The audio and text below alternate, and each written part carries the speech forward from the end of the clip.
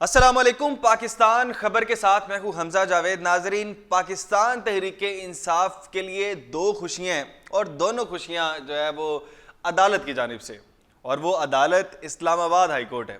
जी जनाब, तो दोनों खुशियां ही इस्लामाबाद हाई कोर्ट की जानिब से दी गई हैं पाकिस्तान तहरीक इंसाफ को। एक खुशी तो ये है कि केपी हाउस को सील कर दिया गया था उधर की सीडीए की जानिब से। सीडीए अथॉरिटी है, कैपिटल डेवलपमेंट अथॉरिटी, जो है वो डेवलपमेंट के सारे काम देखती है, जैसे लाहौर में एलडी है और तमाम शहरों में होती है, और उनका काम था सील करना। हुकूमत की ज़ाहिरी बात है, हुकूमत की जानिब से ये कहा गया होगा उन्हें कि जो केपी हाउस है उसको सील कर दें, ताकि केपी हाउस में कोई आ जा ना सके, नकलो हरकत ना हो सके केपी के लोगों की। और वहाँ पर केपी के लोग कौन आते हैं? वज़ीर आला केपी के और इस तरह के लोग वहाँ पर आके ठहरते हैं। तो उनकी नकलो हरकत को रोकने के लिए केपी हाउस में उसको सील करने का इरादा किया गया था, लेकिन इस्लामाबाद हाई कोर्ट ने उड़ा दिया, वो पूरा केस ही उड़ा दिया।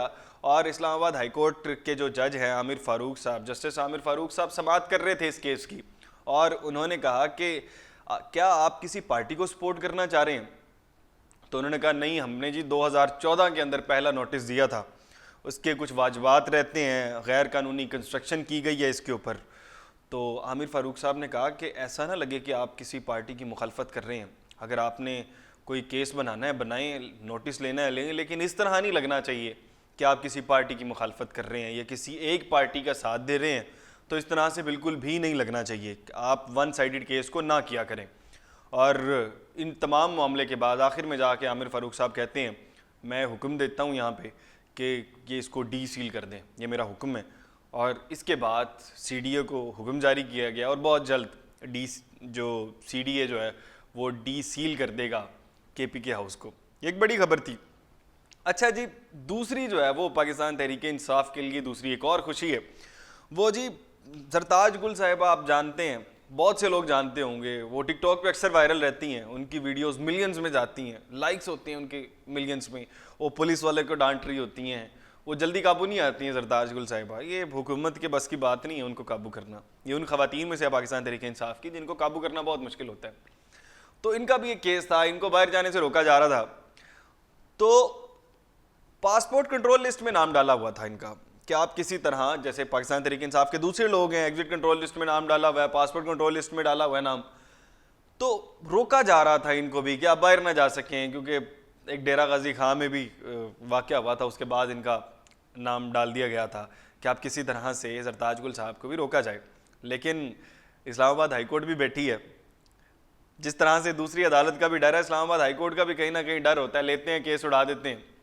ये केस जो है वो आमिर फ़ारूक साहब नहीं सुन रहे थे, ये केस जो है तारिक महमूद जहांगीरी साहब सुन रहे थे। और तारिक महमूद जहांगीरी साहब ने शुरू में सुना, और सुनते ही उन्होंने तमाम सुनने के बाद, सारा केस सुनने के बाद उन्होंने कहा कि पासपोर्ट कंट्रोल लिस्ट से नाम निकाल दें आप इनका, ये कोई इस तरह के केसेस ना बनाया करें। पता होता है, आप तमाम लोग जानते हैं कि अब एक जो पार्टी है उसको जलील करने के लिए किस हद तक जाया जाता है, छोटे छोटे केस बनाए जाते हैं, आप रोड पे खड़े हो जाएं तो इसके ऊपर भी केस आपके ऊपर बन जाता है, बड़े बड़े बड़े मामला आपको पता है किस तरह से किए जाते हैं। लेकिन बहरहाल अदलिया की जानिब से मुसलसल रिलीफ मिल रहा है पाकिस्तान तहरीक इंसाफ को, मुसलसल। जब से ख़ासतौर पर आइनी मामलात वाली बात शुरू की है हुकूमत ने, उसके बाद पता नहीं अदलिया का शायद रुख चेंज हो गया है। लाहौर हाई कोर्ट अक्सर रिलीफ दे रही है, इस्लामाबाद हाई कोर्ट रिलीफ दे रही है, मुख्तलिफ हम रिलीफ सुनाते रहते हैं।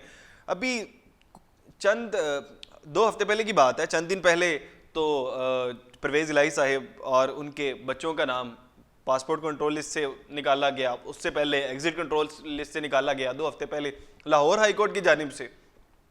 तो अब इस्लामाबाद हाई कोर्ट की जानिब से ये वाला फैसला दिया गया। आमिर फ़ारूक साहब का एक वो फैसला जब पार्लियामेंट से निकाल के लेके गए थे, वो वाला फैसला दिया गया पाकिस्तान तहरीक इंसाफ के हक में। पाकिस्तान तहरीक इंसाफ को रिलीफ मिलता नजर आ रहा है अदलिया की जानिब से। कुछ लोग इसको सुनने के बाद ये कह रहे हैं कि पाकिस्तान तहरीक इंसाफ के रास्ते खुल रहे हैं और 2025 इलेक्शन का साल हो सकता है। तो बहरहाल मुझे तो नहीं लगता, कि आपको लगता है 2025 में पाकिस्तान तहरीक इंसाफ इन रिलीफ के बाद और सैयद मंसूर अली शाह साहब के अदलिया के सरबराह होने के बाद क्या 2025 में इलेक्शन हो पाएगा? और इलेक्शन होगा तो क्या पाकिस्तान तहरीक इंसाफ जीत पाएगी? कमेंट बॉक्स में ज़रूर बताइएगा। इसी के साथ अपने मेज़बान हमज़ा जावेद को दीजिए इजाज़त। अल्लाह निगहबान।